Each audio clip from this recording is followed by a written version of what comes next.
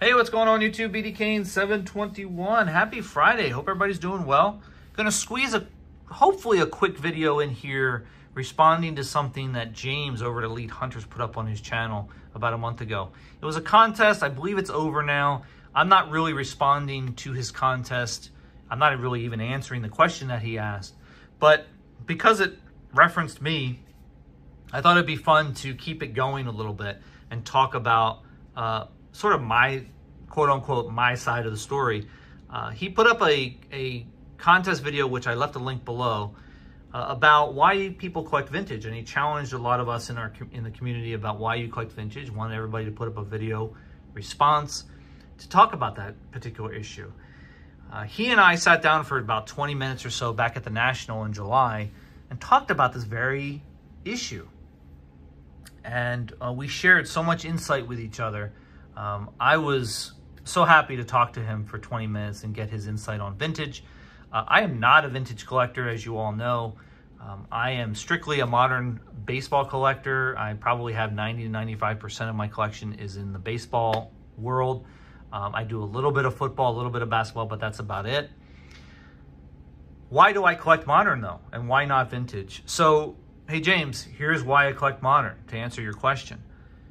Now, for me, it comes down to a few very specific issues for collecting modern. Number one, it's just variety. I love the variety in the modern world. Doesn't mean that it's not good to collect the variety of the vintage world, because that can be just as challenging. But here in the modern world, the challenge and the fun involved in collecting variety, to me, is what I strive for. As you can see in the background, I've got the Machado card from 2020 Topps Chrome Black. I've shown this rainbow on my channel before. I've got 8 of the 9 cards. The only one I'm missing is the Superfractor. But the fun that I had in just collecting that particular card and then getting them all graded made it so enjoyable for me. Obviously, as a Machado collector, those are the kind of things that I strive for. But the variety of the modern world is off the charts. We all know that there is so much out there, some of it to the detriment of the hobby, and a lot of people will say that that's a bad thing about modern collecting. I think it's a good thing. There's so much out there. You can collect anything you want. I just brought in a few cards. I would take 60 minutes to show you everything that I have at home. But just some of the variety of different players, different types of cards, base cards, rookie cards, you know, shiny refractors that just sort of pop off, you know, the camera, off the screen. Just amazing shine on some of these cards. Color matches, you know, you've got this purple splash on the for the Nolan Arenado card here, where in his purple uniform. You've got the red border with, you know, the red uniform of Francisco Lindor. Just things that pop, the green colors, the blue colors, all the different colors out there that just make these cards pop right off the screen. You can collect any player you want. I mean, I am a San Diego Padres fan. I'm a season ticket holder. I go to games. I don't know how many games I go to every season.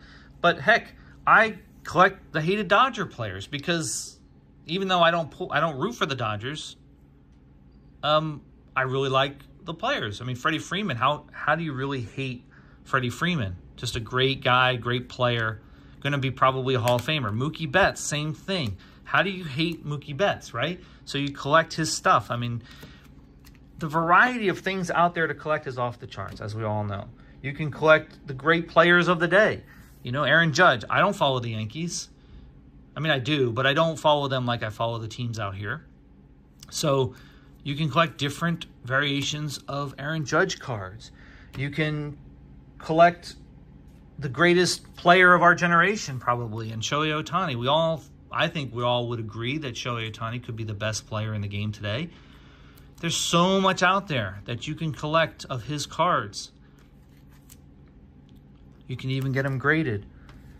You can collect future Hall of Famers like Bryce Harper. You can go back in time, 2013, and find cards of him. Even things that are unlicensed. I mean, some people don't like the unlicensed card, but That just gives you another world to look into as far as variety goes. I collect Juan Soto cards, but only of him in San Diego Padres uniform. I had this before he was in the Padres organization, but now if I'm going to buy a Juan Soto card, he's got to have a Padres uniform on, unless it's for my sets, right? You can look for great rookies. I bought this at the National.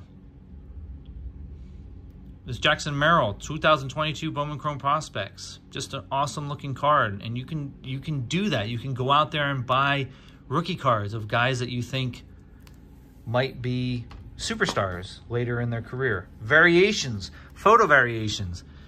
Not just color variations, but photo variations are out there. The variety is just amazing. It's off the charts. So that's one of the main reasons. I just love that. It's so much fun to be collecting the different varieties of products out there. The next thing is really simple, and that's just simplicity. And I know it's contradicting to say that modern can be simple. When there's so much variety out there, it really is simple. The simplicity comes in the form of collecting what you like. As long as you're collecting what you like and you figure that out at some point, you're going to have a lot of fun, and it's going to be very simple. So for me, I've always been a set collector ever since I was a kid. And so I've always focused in the last 15 years on just at least getting a set collected every year. Here's a set I collected last year, or completed last year in about 4 months or so. This is the purple speckle set from 2023 Topps Chrome. Simple. You know you're collecting a set. It's laid out for you in a checklist. Very, very simple. It just takes time. It takes a little bit of money and a little bit of time. And as long as you're willing to put that into it, that effort into it, it's very simple. It can be done by anybody. So those are some of the reasons. And the last thing that I'll say about collecting modern to me is the connection it gives me to the players and the teams. I certainly would not be into this hobby as much if I didn't live in a town where I had a baseball team that had players like Machado and Tatis and others.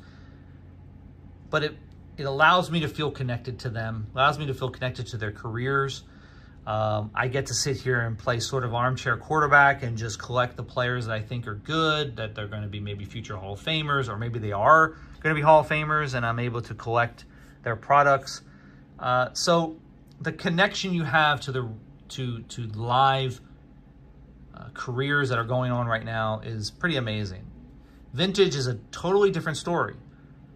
You can still feel connected to those players, to those eras, but it's a very different world to be in when you're trying to have that connection to a player that's no longer playing, no longer alive potentially, versus players that are actually in the middle of their career or at the start of their career, or even at the end of their careers.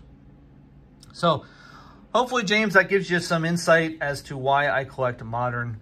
I don't know if I'll ever really make that pivot into vintage. I'm hoping someday I will find the courage to do so.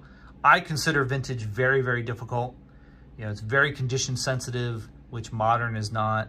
And that to me makes it a much, much different challenge, much different animal to deal with. So I don't know, someday maybe I will, but I'm having too much fun collecting modern, especially at my age. So anyway, hopefully that helps.